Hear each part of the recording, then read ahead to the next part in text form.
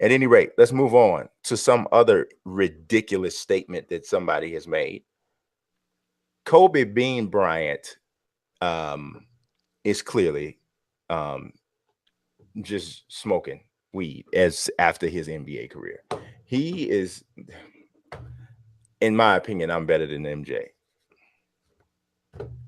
It's luckily your opinion doesn't matter. So because, and I want to know how come he didn't get as much backlash for saying he was better than MJ than LeBron did. I'm glad you phrased it that way. So my first reaction to it, because I actually saw the segment before people started reporting on it. Mm-hmm. And my first reaction to it was he's not going to put anybody up above himself like most great players. Mm-hmm. They're not going to directly put somebody in front of them because they're too competitive. And he didn't want to eat buffalo tongue. So that was his order. GG's. But then as the story started to end, in my personal opinion, as much as I am a Kobe fan, I'm a Laker fan, watched Kobe's whole career, starting from high school, really. I followed the early hype. But I never thought he was better than Michael. Never thought he reached that limit. I was actually surprised how close he got watching the skinny 17-year-old kid say, I'm going to be as good as Michael Jordan. Well, he didn't say that, but clearly he was trying to fill those shoes. And if Michael Jordan wears a size 14, Kobe wound up wearing a size, 12 and a half, 13. And it's like, you know what? I heard about every, next Michael Jordan, and none of them may come nearly as close as you did. He got 6, you got 5. Good on you. Lifetime Achievement Award. But you ain't Mike. That's always been my opinion. But then as I watched the coverage and some more stories started to come out, it actually made sense to me why he said that. And I think the key thing is Kobe's not crazy when he says that. And I'm saying this as a person, I don't think he's a better player than Mike. But Kobe multiple times openly challenged Michael Jordan one-on-one. And this makes sense as to why Michael is actually better than Kobe. There's 3 main reasons Michael's better than Kobe. 3 main reasons. 1, the bigger hands, better athleticism, right? If Kobe had just that much more, he would be that little bit extra better. And there's not far from him to go because he's top 10 even on the most cynical of lists. The third thing is that Michael, and I've said this from the beginning, has much better 5-on-5 instincts. In fact, I always said Dwayne Wade had more similar instincts to Michael, superior to that of Kobe. But Kobe's so intelligent and cerebral that he was able to learn past his bad instincts and work within the system. But one-on-one is how Kobe channeled all of his energy. One-on-one is where a lot of those secret legends of Kobe Bryant are. And for Kobe Bryant, he's thinking, Michael can't beat me one-on-one. And it's one thing for him to say that now when they're both retired. But he said that while Michael was still in the Bulls uniform. And when Michael came back with the Wizards, he's like, I'm going to tear you up. And that's his mentality, is a one-on-one mentality. And he thinks he surpassed Michael on that one-on-one level. I don't know if he's right or wrong, but I understand why he would say that and believe that from his perspective. I was joking when I said, is Kobe high? Because obviously, to me, here's the thing. Anytime you are one of the best at anything, you have a right to say you're the best, right? Because especially as an athlete, you have to be supremely confident to get to that level. If you don't think that you are the best, you are not even going to be close to being the best, because it takes that level of confidence to get to that point. So I totally understand why he would say that. Even though I think he's wrong, I think that Mike is better at everything than Kobe. I think Kobe is somewhat close in all areas, but I think Mike is literally better in everything. I think Mike was a better rebounder. I think Mike was a better and more willing passer. I think Mike was a better. Well, we agree that Mike was better, but I will say, from what How I've come heard, I don't get a chance to say what I think? Because here's the thing, we agree that Mike was better, so we don't have to go why Mike was better, because the whole thing is Mike was better in a 5-on-5 game. But I think Kobe has ample evidence to believe that every player he's faced is an inferior one-on-one player to himself, and that's not just from him, and it's from the stories that I'm hearing about him in the practices, in Olympic game practices, and what other players say. People have been trying to figure out for really the last year with this LeBron, Kobe, Michael conversation, why are so many players so quick to put Kobe ahead of LeBron? And honestly, I think this is the reason. Because Kobe one-on-one, he will tell you, I can't be beaten one-on-one. I'm the best that ever did it one-on-one. And I think that's the context that he speaks about. And the thing is, there's no way to prove if Michael could beat Kobe one-on-one, who would be a better one-on-one player. I know Kobe's extremely competitive in that context. Mike himself he took competitive pride in everything, but as a ball player, he didn't view the one-on-one game with as much esteem as Kobe did. First of all, I don't think that that's true. Second of all, I think Mike viewed everything that was any level of competition on that level. So I don't think that that's true at all. Second of all, I don't know that that's true, that the whole thing is true about Kobe being the best one-on-one player. Thirdly, who cares? He cares. That's my entire point. He cares.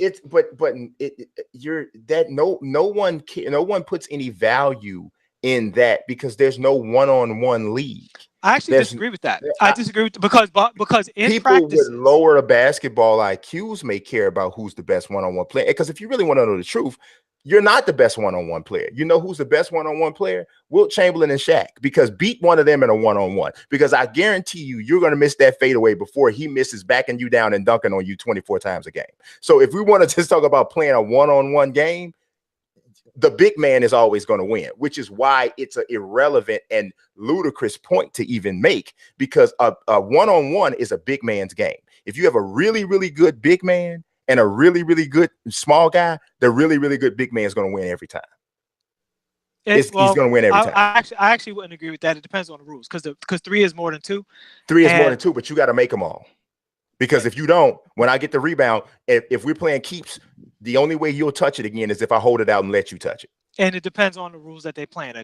Make it, take it, or you know what I'm saying? It depends on that kind of thing. So, but here's the thing: the comparison was with perimeter players. So bringing, I think you talk about low IQ. I don't think most people compare bigs, especially bigs as extreme as Shaq and Wilt, to guards who have an entire different skill set. But you said, as far as one-on-one, I'm the best that ever did it. You didn't specify one-on-one wing players. But he's answering.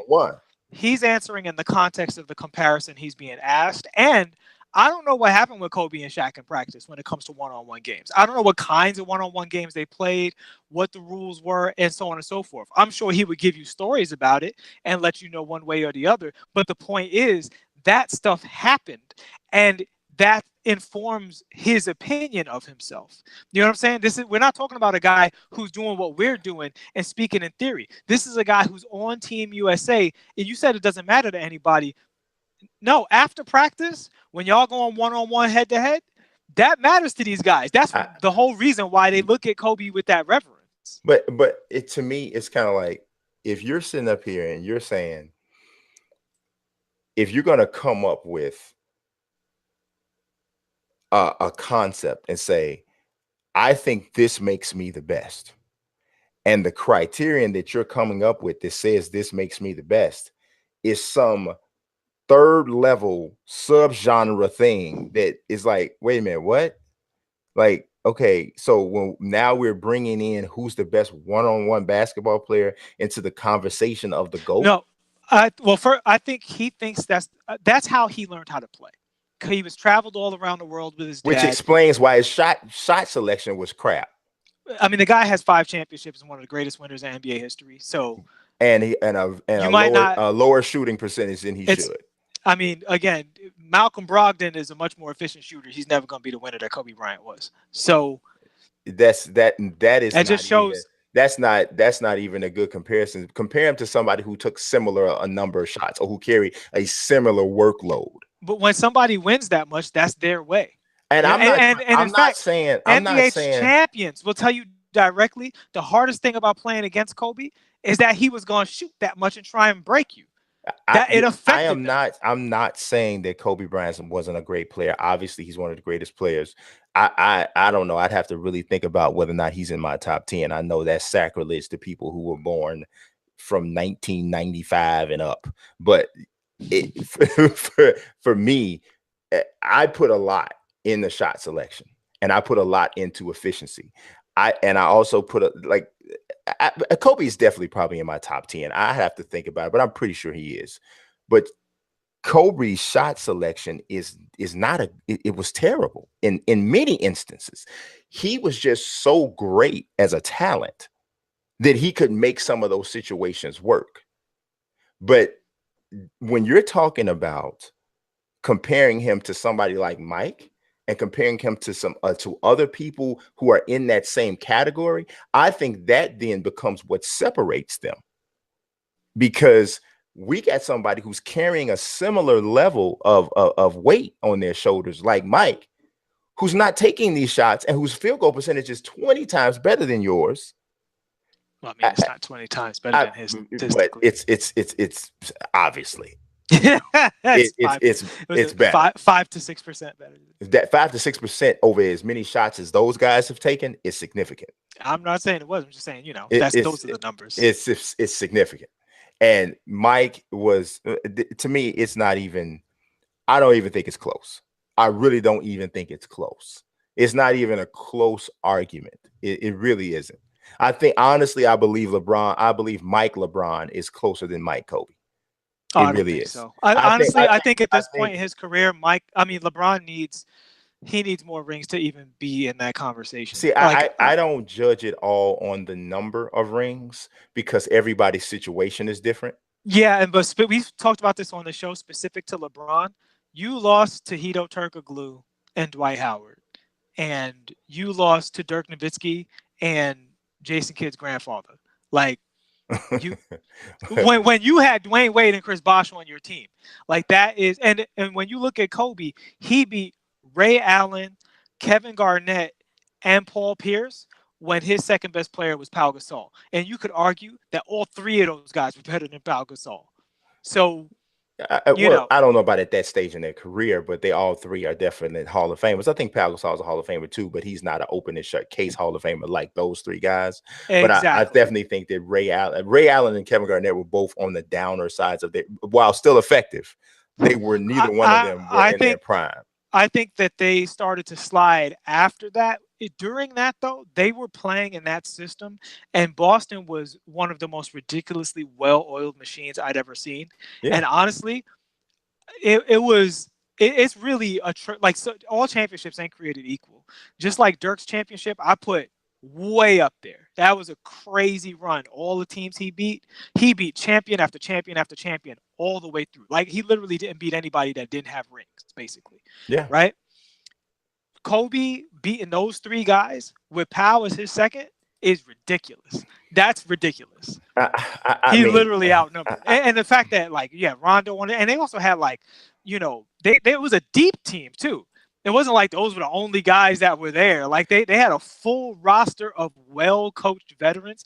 That was a tremendous, tremendous championship. It was definitely a solid championship. I am not taking anything away from the championship itself, but I don't know that I will take anything away from anybody else's championship either. I don't know. No, we ain't talking about the champion. Even losing to the Spurs, it wasn't the fact that they lost to the Spurs. When they beat the Spurs, they squeezed it out. And then when you lost to the Spurs, you got blown off the map so bad that you left the team. Basically, it's like no. Literally, they got beat so bad that when LeBron was leaving, people was like, "Yeah, maybe y'all don't have a chance to ever win it again." Like, that's how bad they got beat by the Spurs. That was numerically one of the worst blowouts in finals history. And on paper, the talent was not nearly that lopsided. What you talking about in the series overall, or just like the definitive game? I think when you look at the talent level, to lose in I mean, 5. I mean, I'm like, okay. I mean, I don't know, man. I mean, I'm just like, saying, like when you comparing LeBron to MJ, LeBron is in situations no, where I you don't. look at MJ and you be like, okay, you would never have lost to that guy. Tim Duncan, okay, if you facing Tim Duncan every year, you're gonna lose some. Tim Duncan's the greatest power forward of all time. And that's part of Kobe's perspective is my numbers are what they are because I'm playing with Shaq and against Tim Duncan for all of my career. Yeah, here's my thing. Here's the one thing I say about the LeBron Kobe thing. LeBron has never ever not been the best player on any team he's ever played on. Kobe was the second best player on every team he played on for the first 8 years of his career. He won 3 championships as the second best player on See, his now team. can we pause that real quick? His numbers and his role was a primary top role. It was not a second banana role, which is It's why, still a real quick, second banana roll. It no, still in is. fact, everybody was saying this is the greatest 1-2 punch in NBA history at that point Okay, definitely. because they were saying But he Kobe and was the Shaq. two. Real quick, they He were was the saying at two. that point there was literal arguments of like, is this the first time we've ever had the first and second best player in the league hands down on the same team? That was the discussion when Kobe and Shaq was together. But he was the two. You said it was a 1-2 punch. He was the two. Shaq is what changed everything. Shaq changed the whole entire dynamic. He changed the way he changed the way you had to defend the team, period. And yes, was Kobe that was perfect balance for him? Absolutely. Was Kobe amazing? Absolutely. But he was the second best, second most important, second most impacting force on that team. He was. And he got I'm three not arguing with that, champions, but what I'm and he saying got is 3 championships in when you that. say How when can you you say it like argue? that, How can you I'm not argue I'm not that? saying he wasn't the second best player Okay, on that team. okay, What I'm okay. saying is that in the traditional context of the NBA, the second best player is usually a significant step below. I would not argue that. I would definitely say the gap between them two was not as huge as it normally And is. also specifically because of their Western Conference matchups, the talent was in the bigs. Chris Webber, Rasheed Wallace, Karl Malone, Tim Duncan. And the advantage was actually Kobe in all of those series. Yeah. I mean, So it, I could make the same argument for Mike, right? So when the Bulls won the first NBA championship, Mike was the best player. But the Bulls probably don't win that series if Phil Jackson doesn't have Scottie Pippen that he can put on Magic, because Mike was trying to guard Magic earlier and he was getting tired. see, They benefited it's from being able and to you know, put Scottie and on Magic. I think that's overstated for a couple of reasons. Now we get into the weeds. No. Here's why it's overstated. Now, and I say it's overstated. I don't say it's wrong. Because when you watch those games, and I literally just watched those games, Mike still guarded Magic when Scottie was the primary defender. Mike was the secondary defender. It's not like they took Mike off of Magic because Magic got No, a it triple took double the on Mike. the primary responsibility of guarding Magic off of Mike. Correct. And but particularly because Magic's a point guard and he's handling the ball all the time. So it was more about energy than effectiveness. People act like Magic was Energy. he was just giving Mike buckets and he No, could it see was over about Mike. energy. It was about energy. It was Right. about how we need you to be able to go off on this end. And if we have you bumping and grinding with him for the majority of these possessions, you're not going to have it. Right. And the key isn't could you win without? Because they couldn't win without B.J. Armstrong hitting shots. They couldn't win without John Paxson hitting shots, right? But they couldn't win without Derek Fisher hitting their shots. roles were easier to fill than it would be to fill Scottie's role. But Kobe's role, particularly against the Spurs, and I like after watching all of their careers, I'm not confident that any of his contemporaries, Allen Iverson, Vince Carter, Ray Allen, Tracy McGrady, I'm not confident that those guys get you past Tim Duncan 4 years in a row. No, I think, yeah, I don't know that any of them would, to be honest. Because here's my thing. I'm not taking anything necessarily away from Kobe. Kobe's great. Kobe's freaking fantastic, right? But what I'm saying is that is when we're comparing people at this high of a level, we're talking about the greatest players that ever live. There are small things that separate them. And if you're looking at careers, LeBron has never, ever been on a team with a guy who was good enough to make him second. Never. Now, that's either a credit to LeBron because who is there who is there out there that's better than him, or that's telling you that he's never had the benefit of what Kobe had. Man, Kobe walked into a beautiful situation. He walked into a beautiful situation. You could argue Shaq walked into a beautiful situation because Kobe has 2 rings in his prime without Shaquille O'Neal. Shaquille O'Neal don't got no rings in his prime without Kobe. No rings. Well, it depends on what you call his prime. I think Shaq's prime was with Kobe. Yeah, but he also had a prime before that. Well, I mean, I don't think that was his prime. I think his prime was 27, 28 with the Lakers. That's when he was freaking insane. Just all the athleticism, the size, everything all together, as good as it ever got for him. Now, he was really, really good with Orlando, but I think that with the Lakers, yeah, I'm like, that's a whole different dude.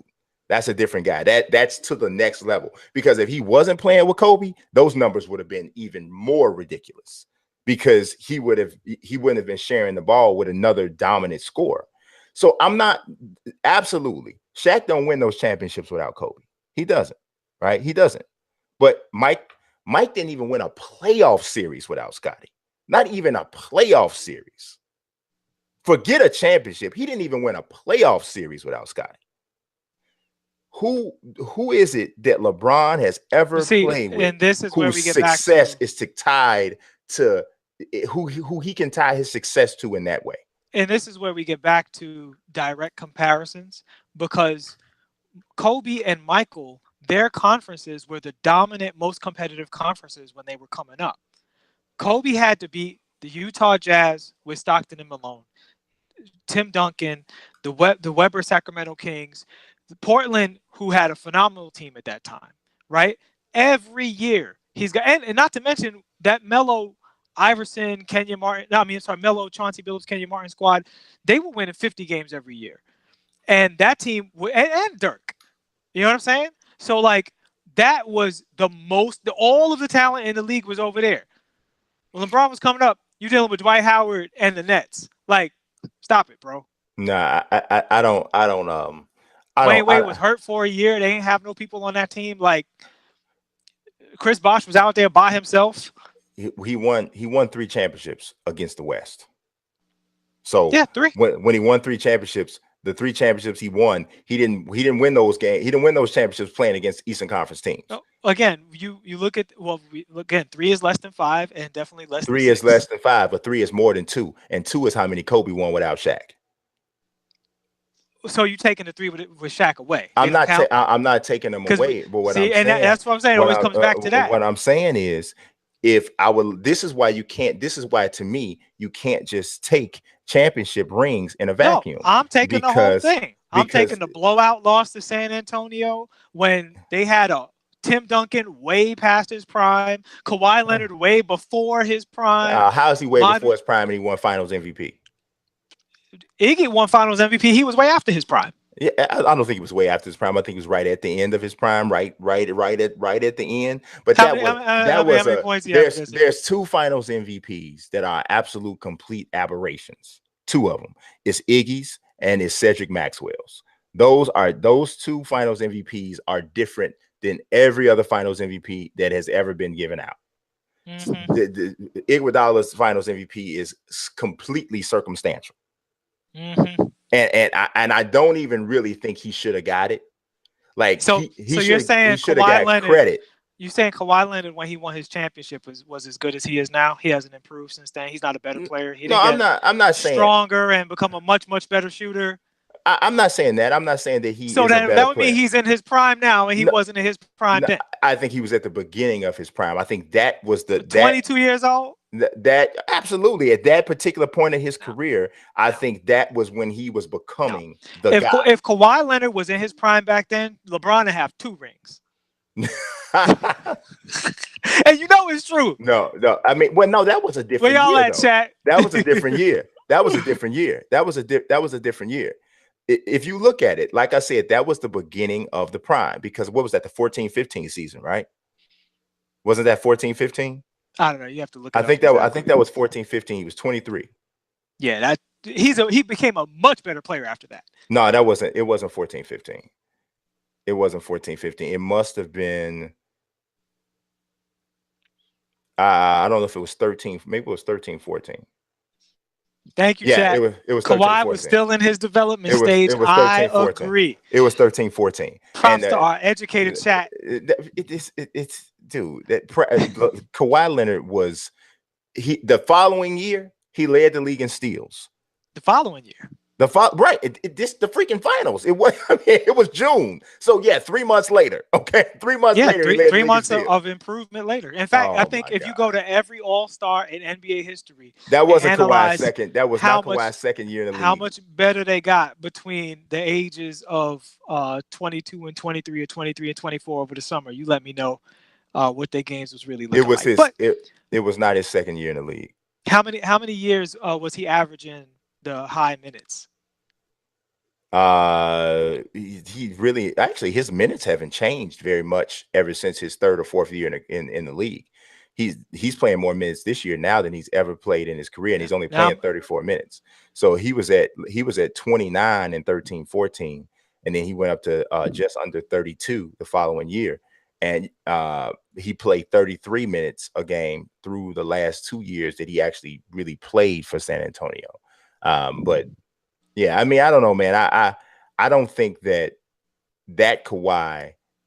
I mean, did he get better? Yes, he absolutely got better. He was not anywhere near his prime. He's a way better. How can he not be anywhere near the prime? When a year or two. No, when they went into that series, he was not even considered a top 10 NBA player. Oh, absolutely not. That's true. 100%. And now he's considered a top 5 NBA player. I mean, I would definitely say there's an argument. I'm not saying that he's not at his best right now. That's not what I'm saying. I'm not arguing that at all. That would be ridiculous. I'm not arguing that. What I'm saying is that it's not, as when he came into that series, yes, he was not really in that conversation, but that final series is what turned him into that guy. No, it's what turned him into a all-star caliber player, but he didn't become in the conversation until after that, until he started shooting 40% from three-point range and started doing isolation moves, which was after that. And that's the whole thing about this conversation. Kawhi gained an entire offensive repertoire after that series. Absolutely. Which is the basis of me saying he wasn't in his prime. He was a different player in his prime that he was in that series. That's the entire argument. No, the entire argument is that was the beginning of him becoming who he is now. That's the argument. He was at the beginning. How can winning the NBA Finals MVP and then progressing up to being an all-star the next year, and then continuing to be an all-star each year after that, how can that not be the beginning? How does that not make sense? I said he was before his prime. Kawhi Leonard was clearly before his prime when he beat LeBron James in the NBA Finals. At any rate, as I said at the outset, I would take LeBron. The LeBron versus MJ argument, to me, is a more valid one than the Kobe versus MJ. Here's specifically why it's not. It's almost like our Grant Hill, Scottie Pippen discussion. I know what a Kobe Bryant championship team looks like. There's several ways to create it. The LeBron championship team, it's just not a construct that I'm sure I totally believe in, right? Like Michael dominated the league for a time. Kobe dominated the league for a time. Because even when he was with Powell, they went to the finals 3 times, right? And won twice. That's still dominant, right? Like the Lakers were dominant when they won, and they didn't have Kobe off the team, you know, the 3, 4, 5 best players in the league without him. If Powell, you know, was considered better because of what he did with Kobe, not what he was doing getting there. In fact, when Powell was first traded to the Lakers, the distance between him and Kevin Garnett was a lot farther than it was after he was with the Lakers. So, but when I look at LeBron's championship teams, he's got a super duper stacked Miami squad team. And then he's got the Cleveland Cavaliers beating up on the weak East, where most people believe if Draymond Green doesn't get suspended, they lose that series. And it still took I I don't amazingly I clutch shooting. I Now, here's the don't thing. care what would have No, happened. but you have to care what happened because you're talking about No, dominant. what Like, would have happened. I know what did happen. what I'm saying was LeBron's championship teams weren't dominant. They weren't dominant. He eked out basically every championship. And you know what? The only championship that he got that there was no question who the better team was against Oklahoma City, because Right. Durant and Russell Westbrook just were not ready, and No. James Harden went to sleep. and was also a baby. He took a nap. I don't care whether or not how old he was. He took a nap. So so I really, like I said, I think it's very much like you're saying. Kobe's teams were dominant. They were dominant when he had Shaq, yes, but Kobe Gasol wasn't dominant. Making it to the finals 3 times and winning 2. That is not dominant, man. And they completely obliterated the Orlando Magic. And who did the Orlando Magic beat that year? They beat a crappy LeBron-led Cavaliers. Hold on.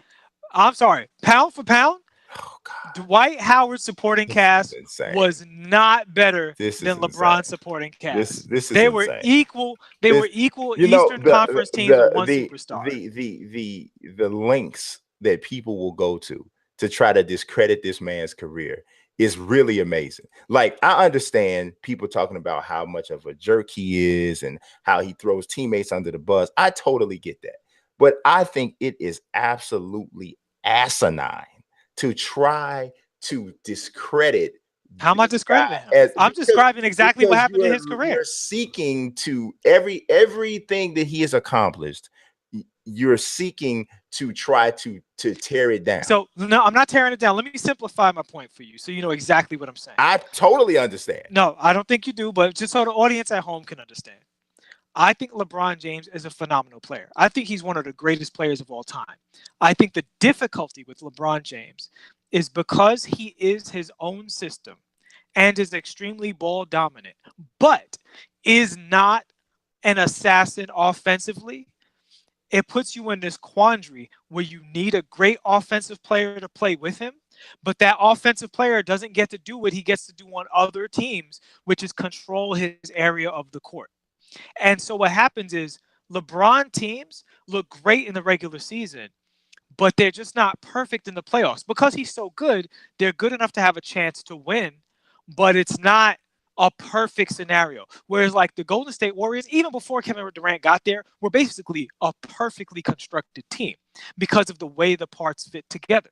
Kobe and Shaq was perfect, especially for that era, which was more inside, because of the way things were constructed. Michael and Scottie perfectly fit together. LeBron doesn't perfectly fit with other superstars. And I said this back when he was in Cleveland because of how much success they were having with guys who could just catch the ball and shoot, catch the ball and finish, and play some defense. And the problem is the way you beat that is put a bunch of superstars on the team. But when LeBron tries to put a bunch of superstars on the team, it's not as good. It's not as weird because he needs people to play a little more like role players.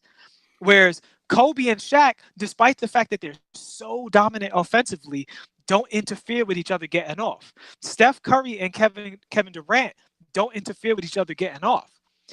LeBron interferes with other superstars really feeling like they're playing their game because superstars like to make decisions and get on the temperature of the team, which is why I think LeBron hasn't had a truly I don't think he's gotten the most out of the best situations that he's been in.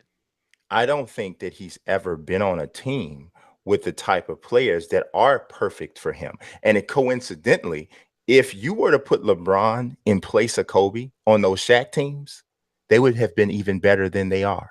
I don't agree. They would have been even better. They would have been even. That's just a weird. If you give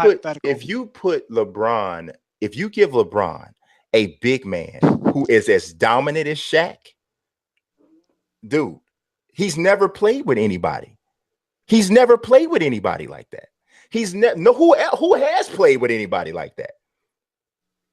I mean, the entire thing is a what if scenario, though. M714, the whole thing is a what if scenario. It all is. The whole conversation is a what if scenario. I mean, who has you cannot minimize what it's like to play with one of the 2 to 3 most dominant forces that have ever played the game. You can't minimize that. So if you give LeBron freaking Shaq in his prime, come on, man. And then a clutch outside shooter like Derek Fisher.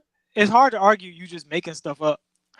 We all making stuff up. Now we want to pull reality when I pull out a what if case, right? So everybody in here is making up stuff. We all talking about this, that, or this. Because you ain't here talking about if you had LeBron with even less shooting, that'd be great. No, I don't think that's how it works. We're talking. You're comparing. You put Shaq in the paint. That's one more person in the paint than LeBron. You're comparing one player to the next. How is it not feasible to put the other in the other situation? When does that not work for comparison's sake? Well, what I'm saying is the conclusion that you're drawing from that comparison, I don't believe it.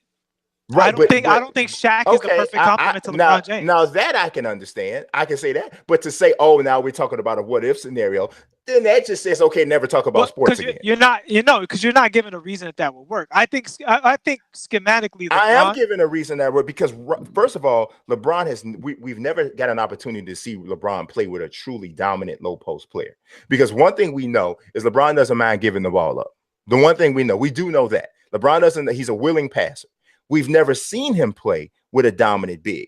We have seen him play with a dominant rim runner, which there's no reason in the world to think that Shaq wouldn't excel in a screen and roll game with LeBron. We see Tristan Thompson get buckets that he can't get with anybody else playing with Shaq. So there's no reason for me to believe that Shaq wouldn't get that and even more. I mean, people act like LeBron is this idiot who is going to get on the floor and say, I see so-and-so on the floor, but regardless of him, I'm going to dominate this ball. I know he can do such and such a thing.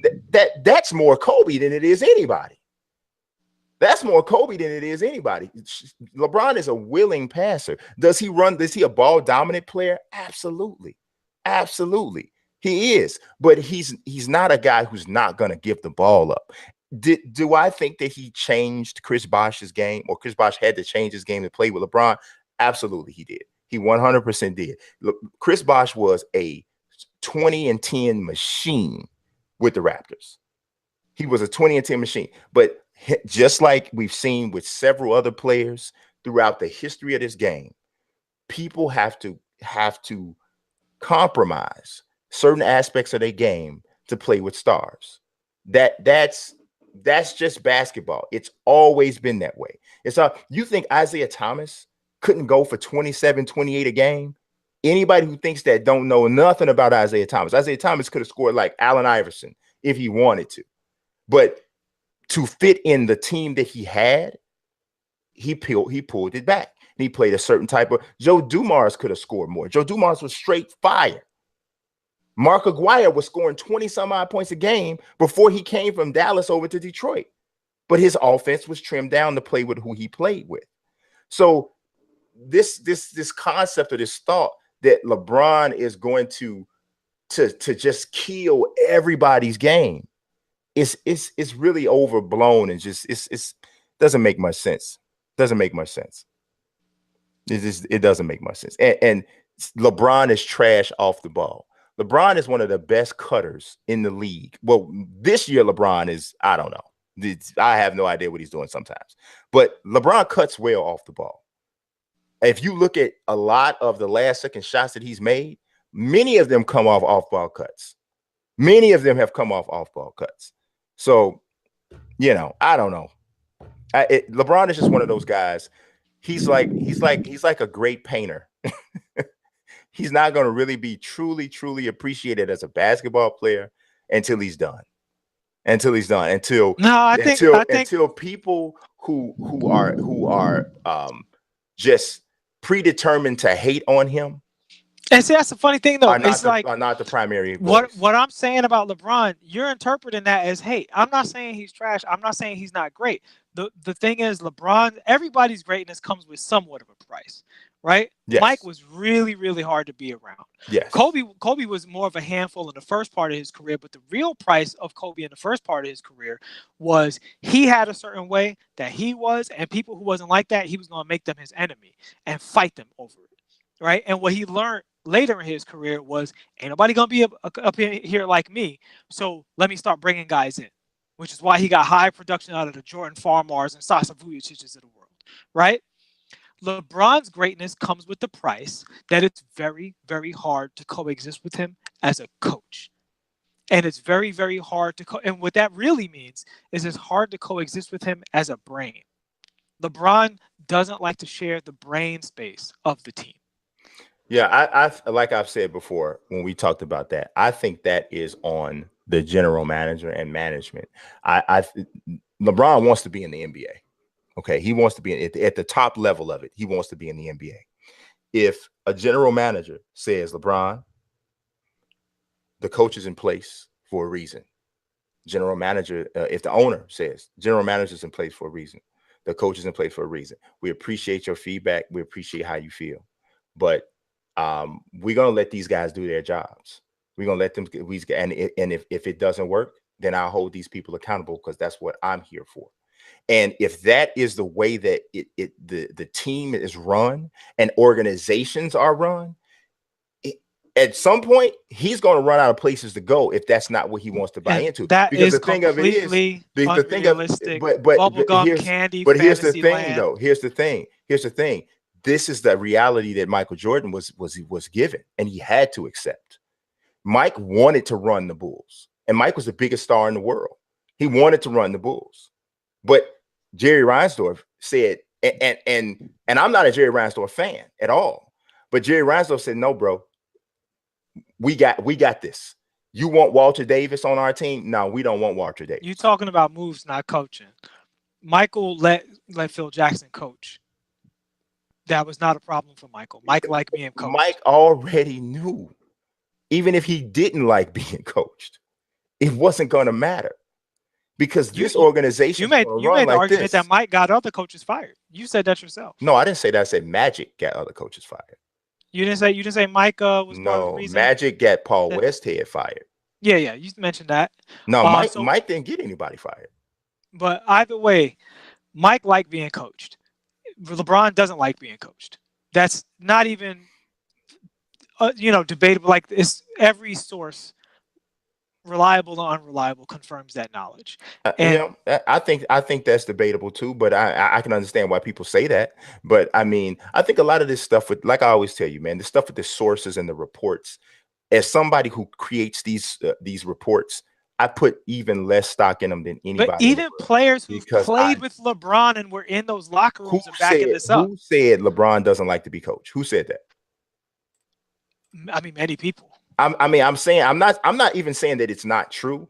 I'm saying that I don't take those types of things. Which reporters haven't said it? Even reporters who love LeBron say that. Like I said, I don't take those types of things as fact, 100% fact, unless I hear the player say it, or unless it's something that I witness for myself that I can say, oh yeah, I draw my own conclusion from it. But I don't take these reports and run with them. I don't, because I know how these headlines are created. I create these headlines, and I know how easy it is to create a narrative. These are people with detailed stories about this stuff. And the thing is, we all saw him shoulder check Eric Spoelstra in front of us. But that doesn't mean he doesn't I had never personally seen that before in my life. That means I don't like that guy. Eric Spoelstra's a genius. I don't, and I'm not saying he's right for that. I'm not saying he was right for doing that. I'm saying that just because I have a run-in with this coach, I can't throw a blanket statement on the guy and say he doesn't like to be coached. All year, he has spoken so passive-aggressively about Luke Walton the entire year. It's been and he's not the only one saying bad stuff about Luke Walton. See, always an excuse. And what I've been saying It's all not an year is, excuse. It's not an excuse. hold on. You're spouting a whole bunch of I know or I thinks, and I got this from this place, and I got this from that place, and I'm not willing to accept those things because we don't know any of that. I can't sit up here and put this label on this guy, and I don't know any of that stuff. I can't. Nobody does. Wait, so you don't Nobody know that does he that. shoulder checked Eric I Spoelstra? know that, but I don't know that for a fact that I can say that. Oh, just because that's like me saying that's like you seeing me get into an argument But with they weren't in an argument. no, that's like I'm saying that's like you see me get into an argument with an Asian guy, and I'm mean to him, and then you go around saying, "Oh, he doesn't like Asian people." What? Because I had one, No, because I had an issue with this guy. Now that's all like people of his type I don't like or that's I don't like get me along with. saying you get into an argument with your Asian boss and curse him out, and me saying, yeah, he got a problem with his boss. That's what this is. No. I gotta, no, it's not. I got a problem with my boss, but I don't have a problem with bosses. You can't say that because I had a problem with one boss. That's Well, that's the one, that's the apples to apples comparison. he appeared to undermine David Blatt. He has appeared to undermine Luke Walton. He definitely visibly undermined Eric Spoelstra. And at this point, we're running out of coaches he's had. So, you know, From the thing what is, I recall, he liked Paul Silas. and the coach, I mean, that was 100 million years ago, but the one coach is the coach who let him do whatever he wanted, which was Ty Lue. Just give him the clipboard, walk away and coach everybody else. And LeBron was like, this guy I like. So it's very, and again, there's not even a conflicting story with this. It's not like the LeBron haters are saying this and some people like, no, I give the guy a break. Even the people who have covered him all his life say this is extremely consistent with his behavior the entire time. He demands a certain amount of real estate. And the funny thing is, this isn't an entirely bad thing. It's not entirely a knock. It's not like Allen Iverson not listening to his coaches. Allen Iverson, you know, one of my favorite players of all time, not the sharpest basketball mind ever, right? So Allen Iverson, you kind of like, maybe you should shut up and do what Larry Brown told you to do.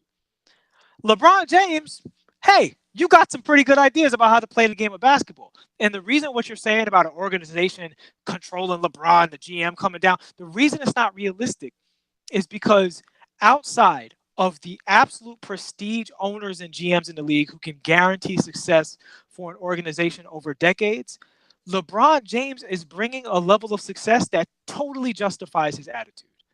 Totally justifies it. If he says, hey, shut the fuck up and do whatever I want, and I'm going to get you to the finals and lose every year, most organizations would be like, how much would you like, sir? How many zeros should I put on that check? That's why it's not realistic, because what he's bringing to the table. If that's the case, then nobody ever has a right to if that's the case, and like I'm not totally saying that is, but if that is the case, then no one ever has a right to criticize LeBron for being who he is, because all of these GMs, all of these owners are essentially enablers.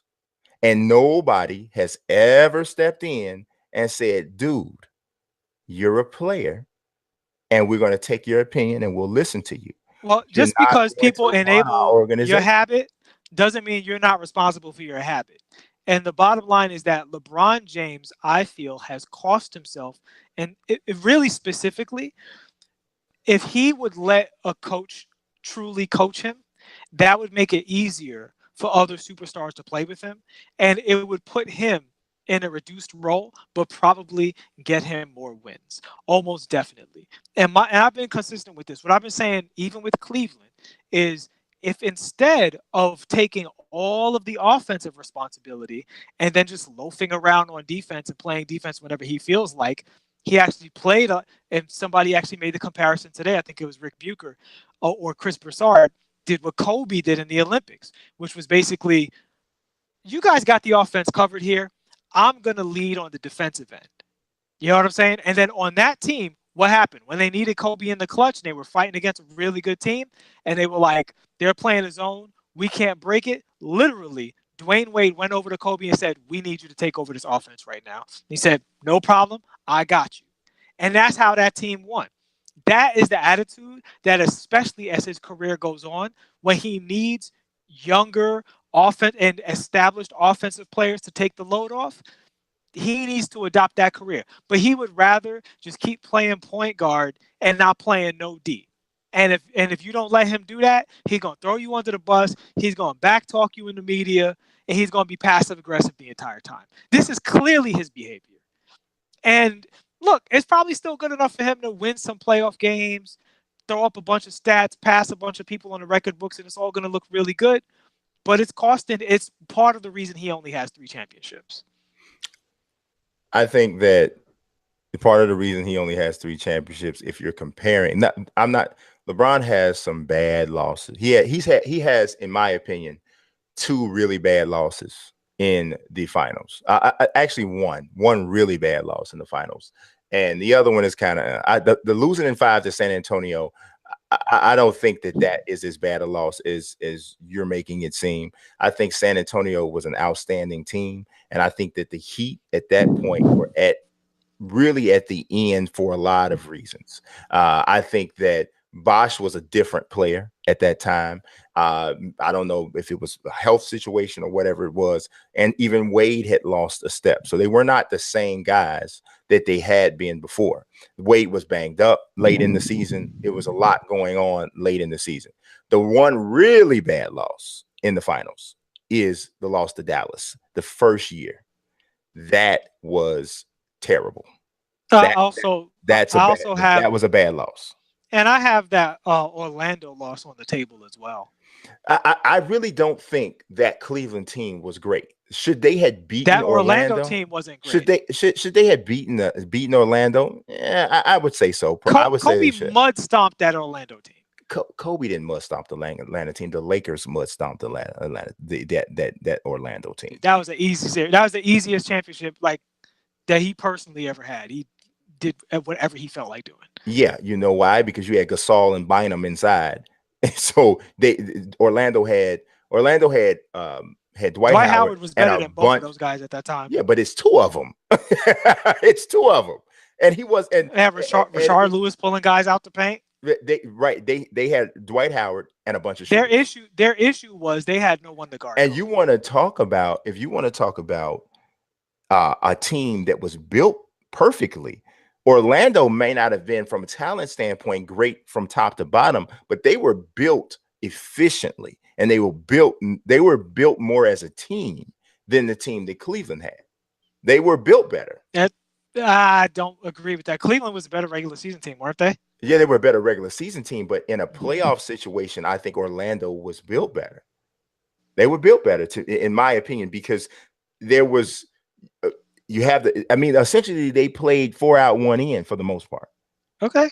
And everything that they did functioned and ran like a well-oiled machine, and they were an elite level defensive team. Now, they didn't have a bunch of killers offensively. But on defense, they were elite. On defense, that Rafer Alston and Hedo Turkoglu and Rashard Lewis was locking you up. Yeah, but Hedo Turkoglu and Rafer Alston didn't even start.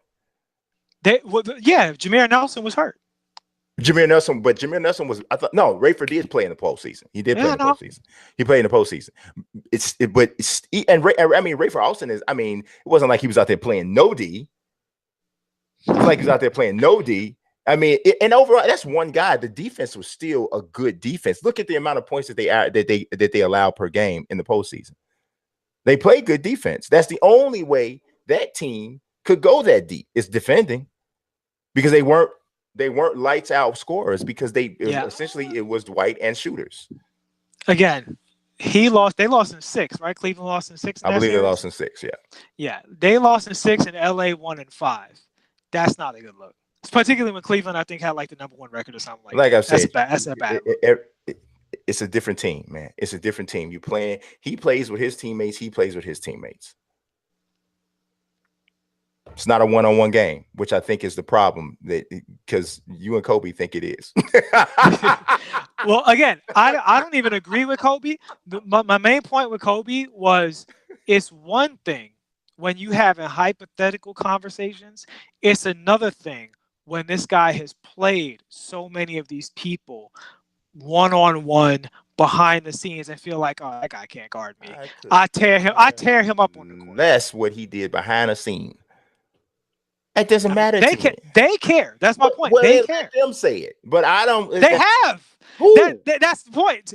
Steven Jackson, they ask him, Kenyon Martin, who you pick, Kobe Bryant, LeBron? Oh, They're like, Kobe. you just named no hesitation, Kobe. You just named the 2 Rhodes Scholars that ever played in the NBA. If you quoting Steven Jackson and Kenyon Martin, now you insulting the intelligence.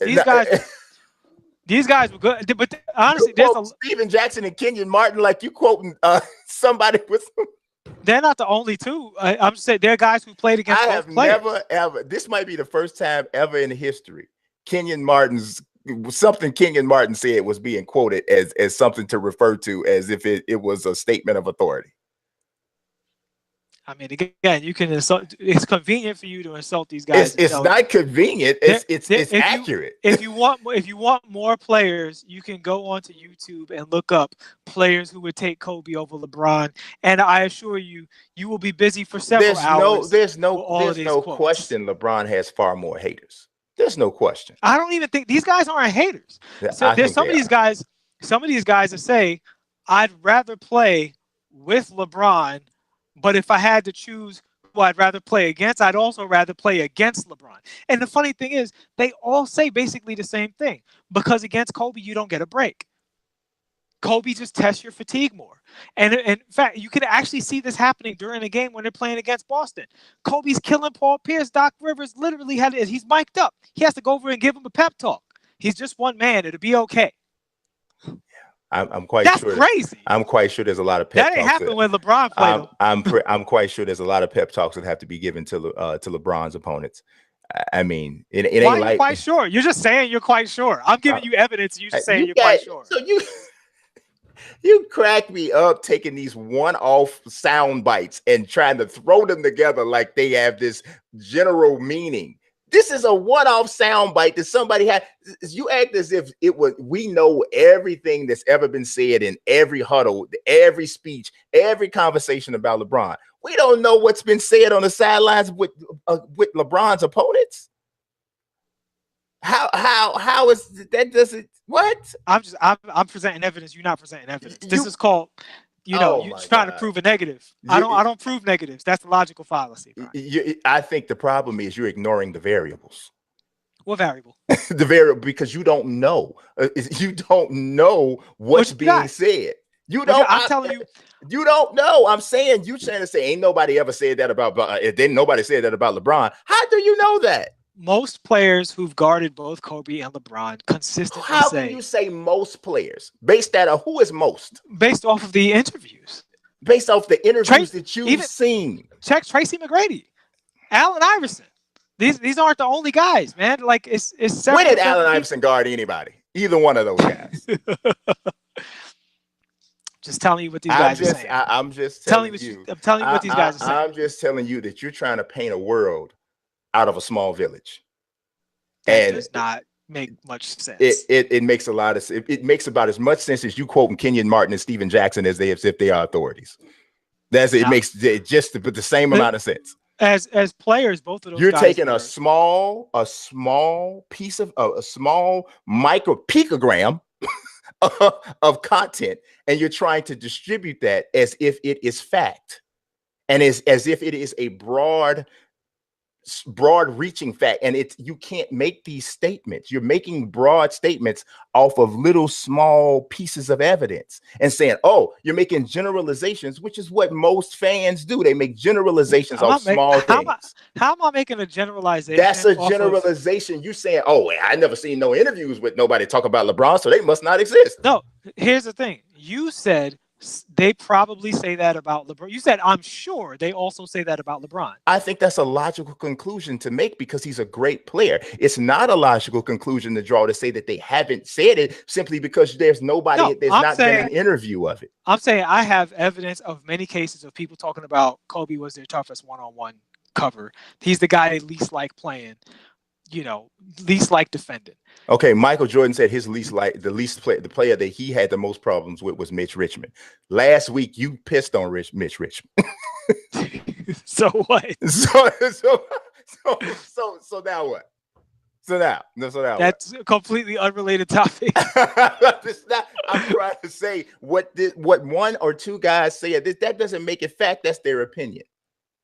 And Sure. we don't even know what affects their opinion. We don't know if this person is saying this because he don't like LeBron. Because there's a lot of people that don't like LeBron. The guys, for instance, Steven Jackson, he likes LeBron plenty.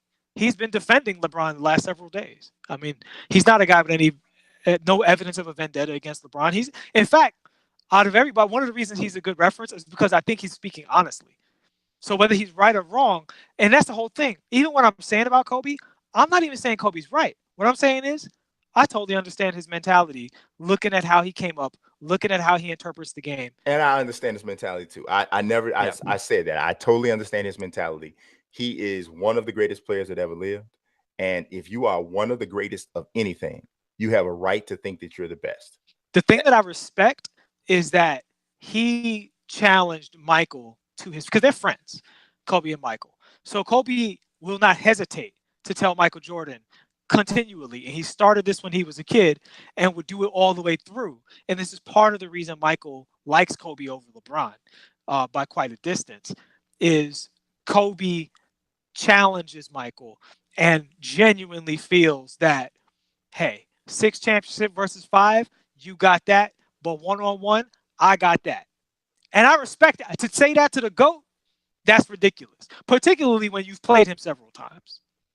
Yeah, I mean, I don't. Like I said, I don't have a problem with him saying and that. we both know Michael was 50 years old beating up these kids in practice. No, I don't have a problem with him saying that. Like I said, I was joking at first when I first started off. I said, "Is he high?" I totally understand why when you're that good at something, you have a right to think, yeah, I think I beat just about anybody. I mean, you do. You have a right to think that. Yeah. I don't think he's right, but I do think you have a right to think that. Fair enough. Well, that was a good topic. That was a great topic that you just, I don't know what some of this stuff you was talking about, but it's okay. I just leave it to our intelligent, astute, see, that's the difference. See, that's the difference. Phenomenal taste. I don't need the chat to validate what I'm saying. I don't need. They're not gonna. They never smart. have, never will. They're too smart. Never have, never will. Never have, never will. Never have, never will. That ain't how I roll. That ain't how I don't even look to the side for the pass. I'm like Kobe. I just appreciate that on our show we keep intelligent company. That's all I'm saying. I'm like Kobe. I don't even look to pass. I don't even look to. Should we get to ask us, bro? No, we got enough. We already in the midst. We're in the midst of Mortal Kombat. I don't know why you want to stop the fatality. Oh man,